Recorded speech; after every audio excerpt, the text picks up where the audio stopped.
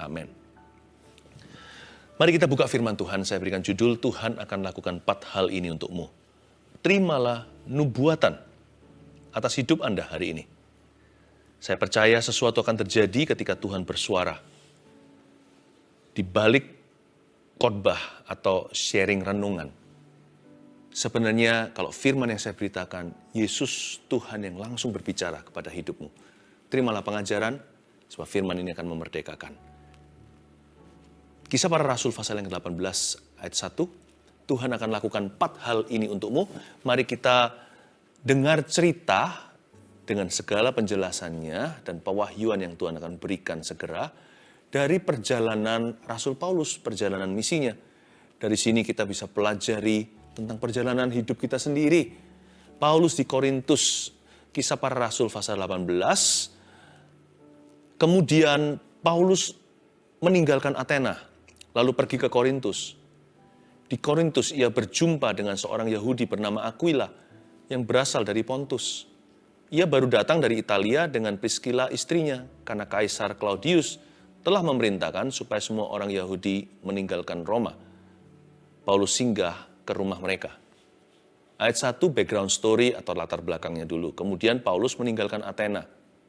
Sebelum dia di Korintus, dia di sebuah kota, yaitu Athena, yang penuh dengan ateisme di situ. Dan Paulus termasuk, tanda kutip, tidak berhasil di kota tersebut. Karena tidak pernah sia-sia ya, dalam persekutuan kita dengan Tuhan, jerih payah kita itu tidak percuma. Di Athena pun ada buah, tetapi tidak seperti Paulus biasanya. Jadi Paulus waktu sampai ke Korintus, dia dalam keadaan down, lelah. Paulus juga manusia loh, dia bisa, bukan kecewa, dia juga bisa hampir putus asa.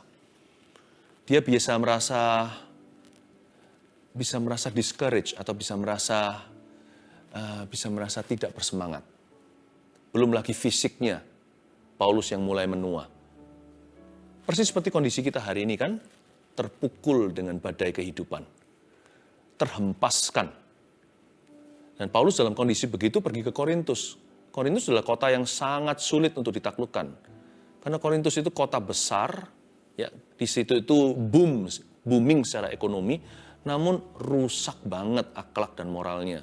Bahkan zaman dulu kalau orang berkata, let's Corinthianize. Kalau dia berkata, ayo kita Korintus yuk. Korintus itu nama kota, dijadikan nama kerja. Dijadikan kata kerja. Ayo kita Korintus itu artinya ayo kita berzina. Di situ ada penyembahan berhala, pelacuran dilegalkan. Itu Korintus. Mungkin kita merasa seperti Paulus. Kita rasa di belakang kurang bagus, depan juga tidak cerah. Tidak ada secercah harapan. Tapi inilah hak waris anak-anak Tuhan. Allah kita tidak tinggal diam. Seringkali yang kita kira kekristenan itu berbuat sesuatu.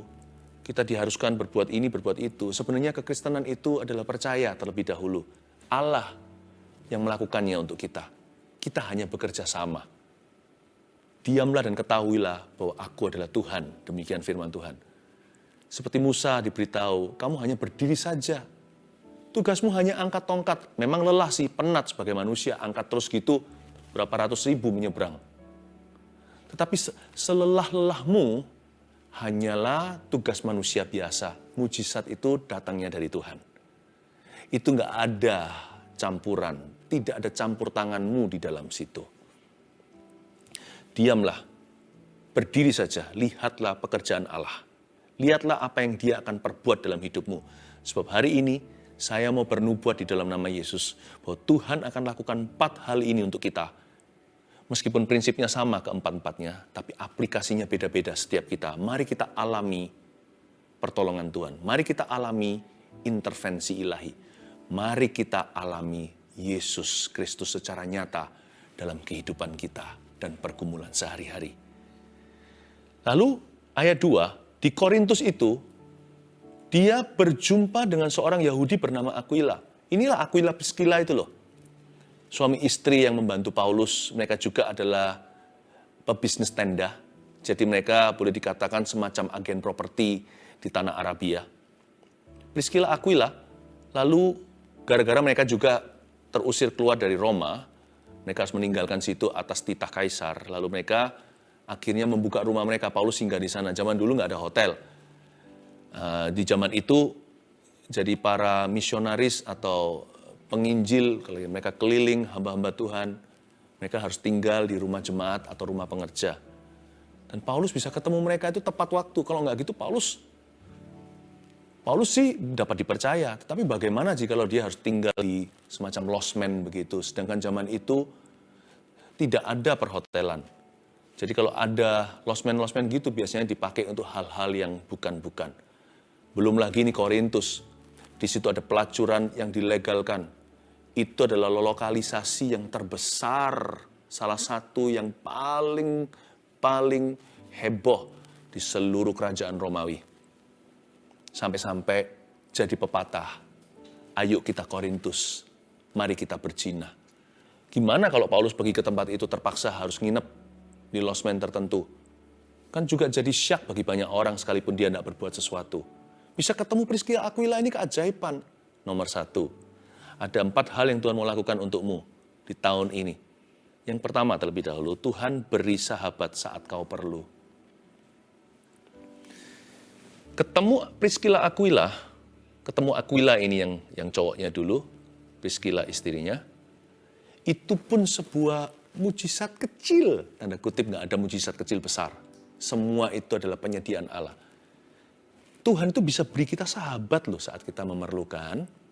Sahabat bisa dalam bentuk wujud bisnis partner yang baik, supplier atau customer yang memberikan order.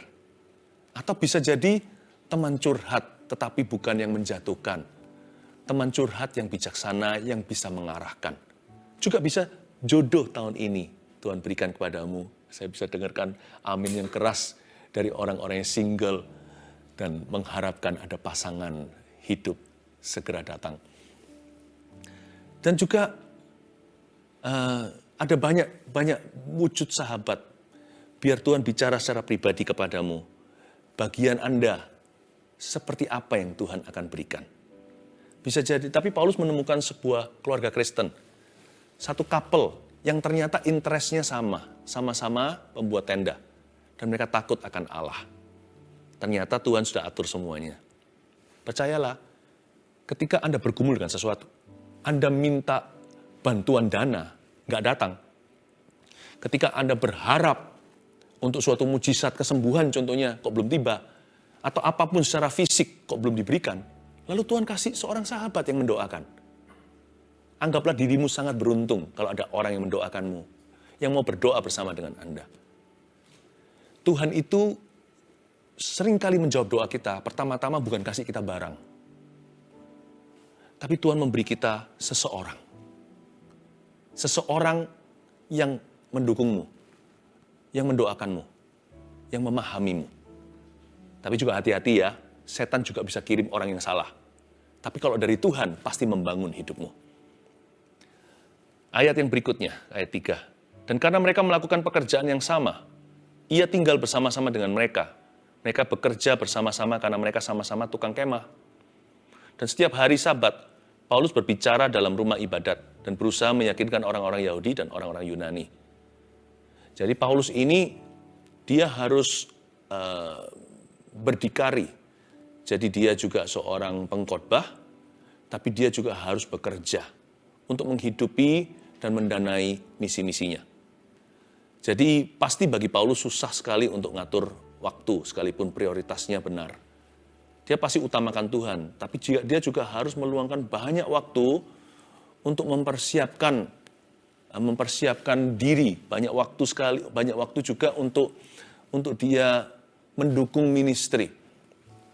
Dia nggak bisa seperti banyak orang bisa menjalankan ministry, banyak orang lain mendukung. Paulus ini kan bepergian, zaman dulu kan belum ada transportasi seperti hari ini. Jadi kalau dia ke situ sudah putus hubungan dengan kota sebelumnya. Jadi Paulus memang harus bekerja dengan ekstra keras. Satu bekerja di ladang Tuhan, satu bekerja untuk mendukung pelayanan Tuhan. Lalu ayat yang berikutnya ayat 5, Tuhan jawab doanya. Ketika Silas dan Timotius datang dari Makedonia, Paulus dengan sepenuhnya dapat memberitakan firman di mana ia memberikan kesaksian pada orang-orang Yahudi bahwa Yesus adalah Mesias. Jadi sebelum datangnya Timotius dan Silas, mereka datang dari Makedonia, Paulus ternyata tidak bisa sepenuhnya memberitakan firman karena fokusnya terbagi-bagi. Paulus dengan sepenuhnya dapat memberitakan firman hanya setelah Silas dan Timotius datang. Tetapi ketika orang-orang itu memusuhi dia dan menghujat ayat 6, ia mengebaskan debu dari pakaiannya dan berkata kepada mereka, biarlah darahmu tertumpah atas kepalamu sendiri, aku bersih, tidak bersalah, mulai dari sekarang aku akan pergi kepada bangsa-bangsa lain. Nah, terjadi banyak sekali tantangan dalam ministry. Dalam hidup Anda juga tidak kurang-kurang, ada banyak sekali problema, ada banyak sekali rintangan.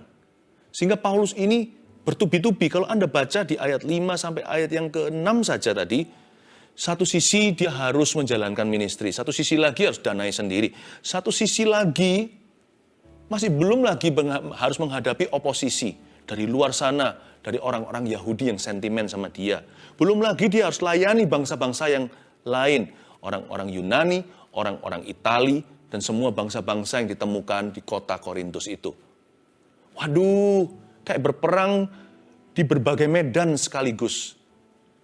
Seperti seolah-olah susah fokus.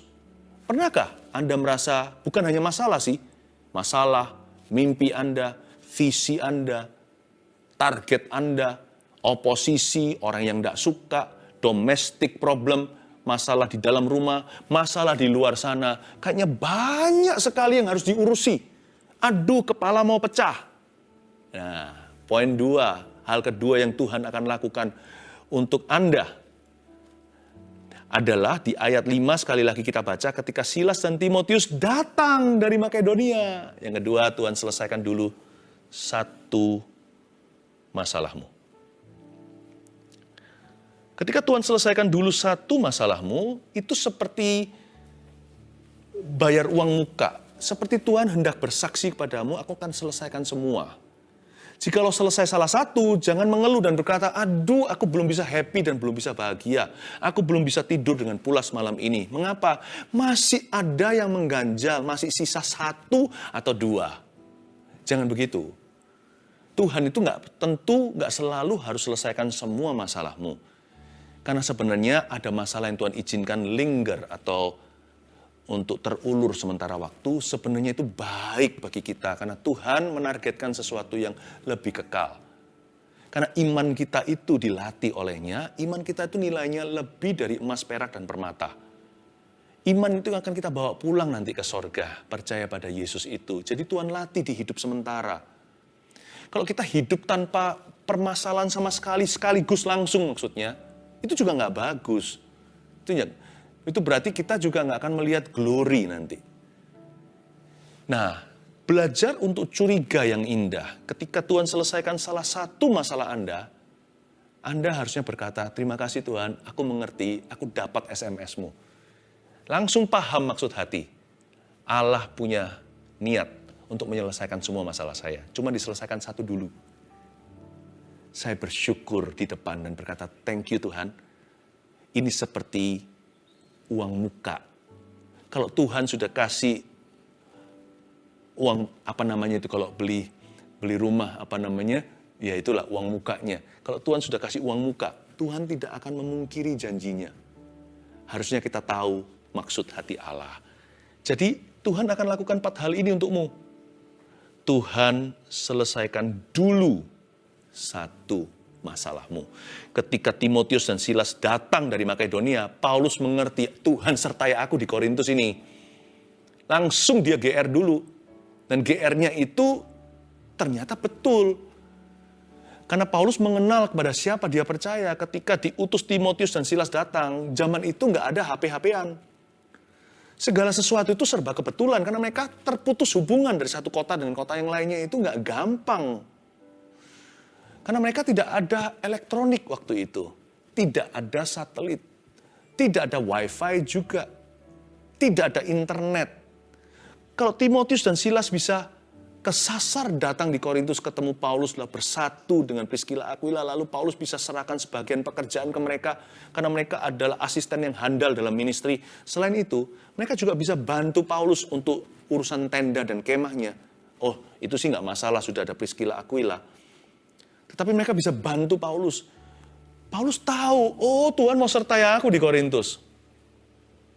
Berarti ada penyertaan Allah. Kalau Tuhan sudah bayar uang muka, Timotius Silas datang, selesailah satu masalahku. Dari 3-4 yang mengepung aku, seperti berperang di berbagai medan perang. Salah satu ditutup sama Yesus, saya tahu yang lainnya akan ditutup segera. Udah beres nih. Itu lega loh di hati Paulus. Coba bayangkan, ketika Silas dan Timotius datang, Paulus lebih sering dengar gini,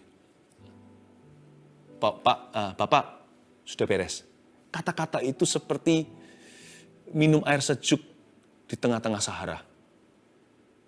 Meskipun masalah kita banyak, kita cenderung untuk melihat masalah yang belum diselesaikan. Hitung berkatmu one by one. Ketika ada satu pegawai Anda berkata, bos, beres itu, udah beres. Udah selesai, orangnya udah nelpon kembali. Itu harus dirayakan. Jangan ada stres dan depresi, iya, tapi yang lainnya kan belum.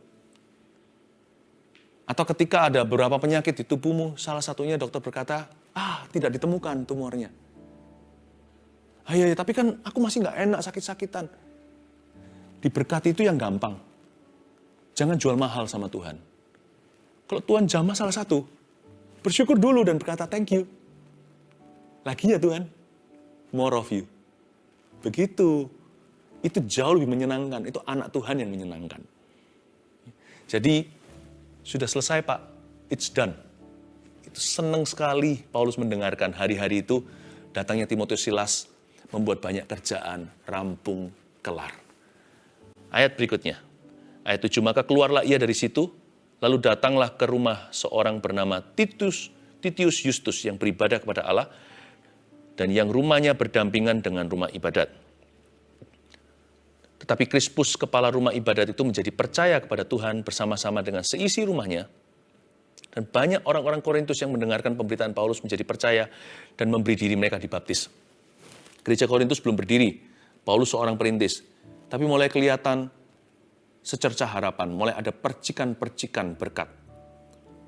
Paulus sedang berjalan di dalam kuasa nubuat. Dia tahu bahwa dia berada di sana itu adalah karena tuntunan Roh Kudus.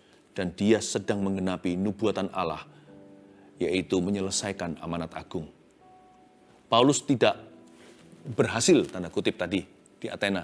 Tapi di Korintus, dia mulai melihat penebusan, redemption time. Dia melihat Tuhan menebus, tanda kutip, kekalahannya. Karena kita tidak bisa kalah bersama dengan Tuhan.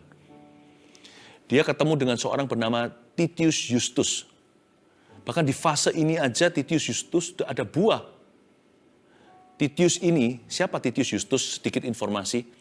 Dia adalah salah satu convert atau petobat pertama yang Paulus tuntun pada Tuhan. Dan orang ini ternyata adalah orang berada. Dan rumahnya akhirnya menjadi cikal bakal pertemuan jemaat Korintus mula-mula. Titius Justus adalah sebuah bentuk kesetiaan Allah. Yang lalu seolah-olah Paulus kalah. Tapi Tuhan itu membantu orang ini. Hamba Tuhan ini ditopang sama Roh Kudus. Dan Tuhan beri dia sahabat. Lalu Tuhan selesaikan satu masalahnya dulu. Mulai nampak buah. Dia ketemu tempat untuk meletakkan gerejanya di Korintus. Karena zaman dulu, sebelum abad ketiga, gereja-gereja belum bergedung. Gak ada loncengnya, tidak ada salibnya. Semua ketemu di rumah-rumah. Dan Paulus menemukan Titius Justus ini sebuah anugerah. Karena dia memperoleh tempat untuk persekutuan. Nggak hanya itu, Krispus kepala rumah ibadat itu juga bertobat. Padahal musuh dia bebuyutan.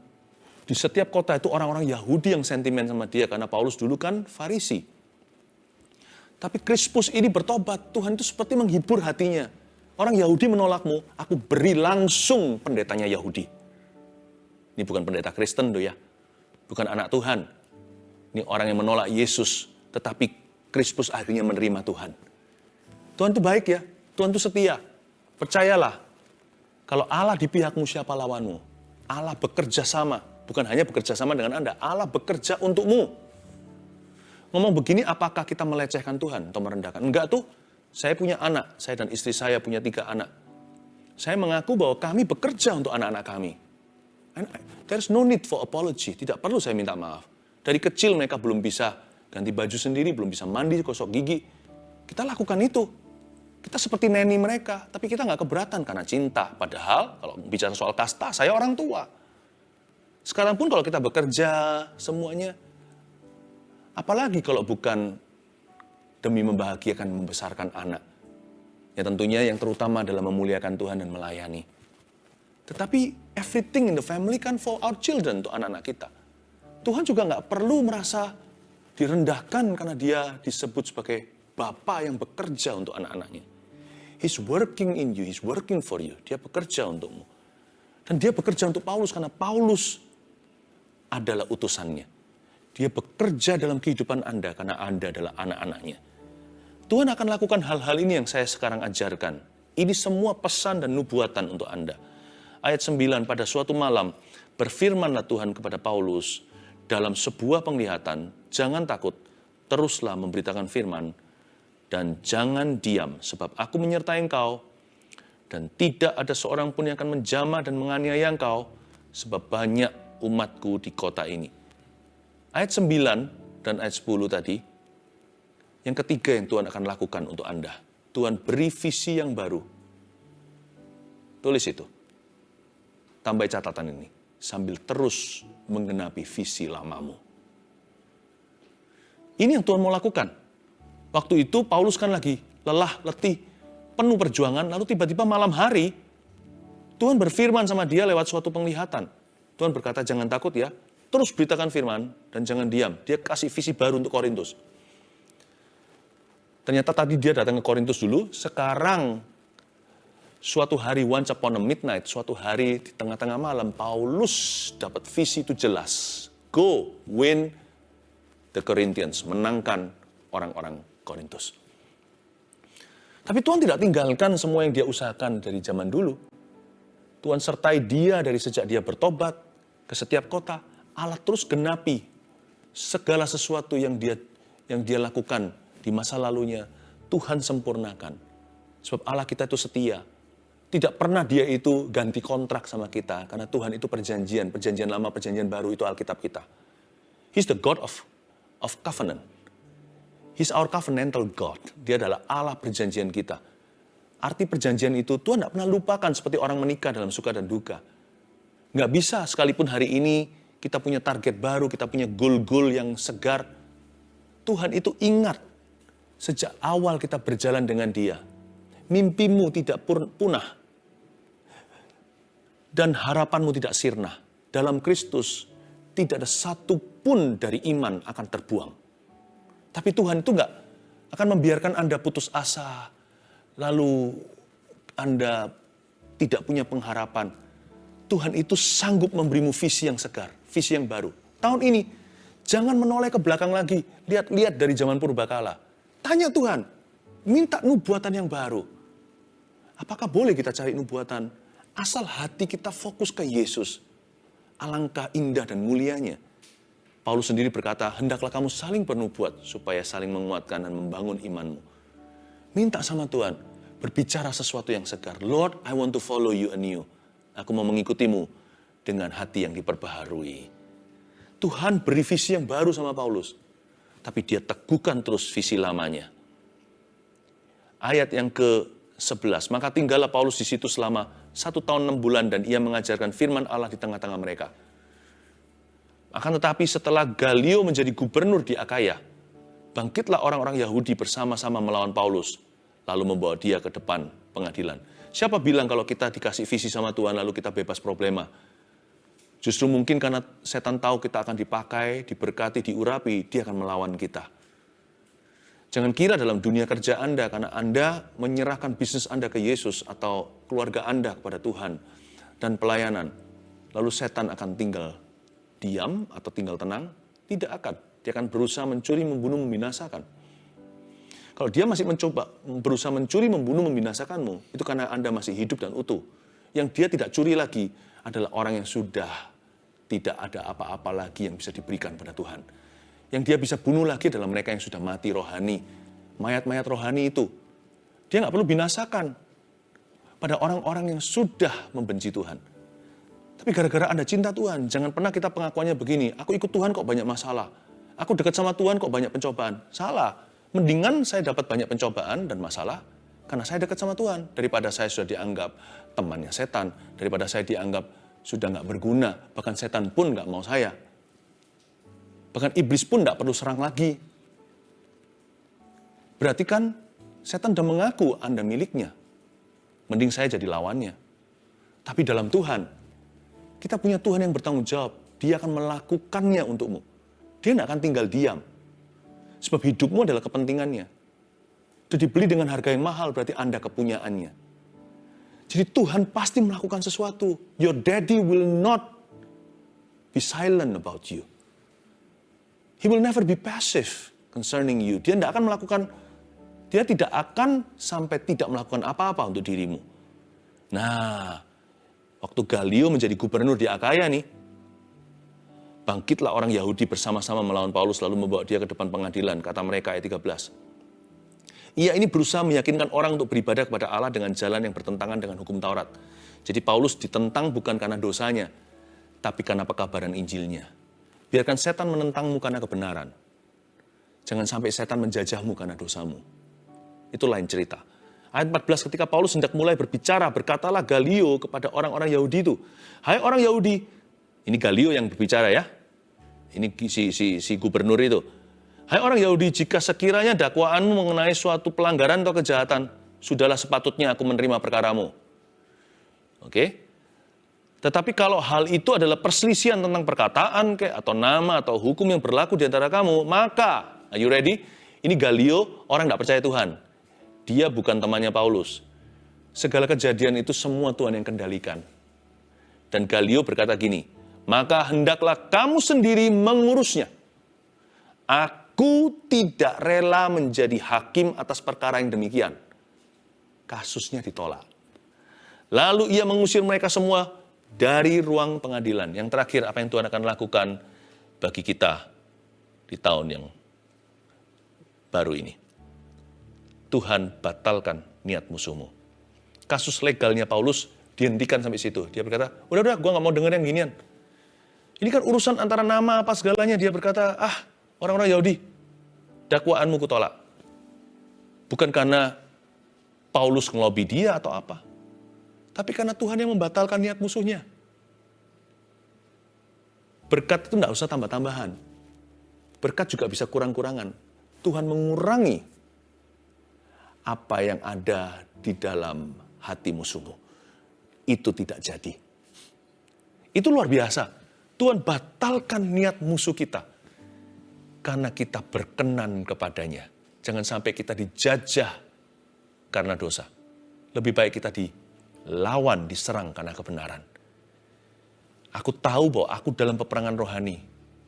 Karena bisnisku menjadi berkat bagi banyak orang lain. Keluargaku, keluarga yang melayani. Karena pelayananku itu menghasilkan untuk kerajaan Allah. Banyak orang diubahkan, tidak sedikit yang disembuhkan. Karena hidupku berdampak. Karena gerejaku bersinar. Aku tahu setan tidak suka sama aku. Setan menganggapku musuh daripada mereka yang tidak pernah diotak-atik sama dia. Karena dianggap rekannya. Dianggap cabangnya. Setan benci saya. Karena saya cinta Tuhan. Dan karena saya bekerja untuknya. Dan sekarang Tuhan, kalau aku diserang karena Engkau dan kebenaran-Mu. Karena kerajaan-Mu dan kebenaran-Mu. Carilah dahulu kerajaan Allah dan kebenarannya. Lakukan sesuatu. Do something, will you? Saya tidak akan nuntut Tuhan. Saya tidak akan dituding-tuding. Karena sifat Tuhan itu tanggung jawab dengan T huruf besar. Gak perlu saya paksa-paksa. Gak perlu saya intimidasi sorga. Gak perlu ngambek-ngambek segala. Gak perlu kecewa. Saya tahu, I know that I know. He will do something for me. Aku tahu bahwa dia akan melakukan sesuatu. 4 hal ini Tuhan akan lakukan untukmu. 1, Tuhan beri sahabat saat kau perlu. 2, Tuhan selesaikan dulu satu masalahmu. 3, Tuhan beri visi yang baru. 4, betapa indahnya Tuhan batalkan niat musuhmu. Haleluya.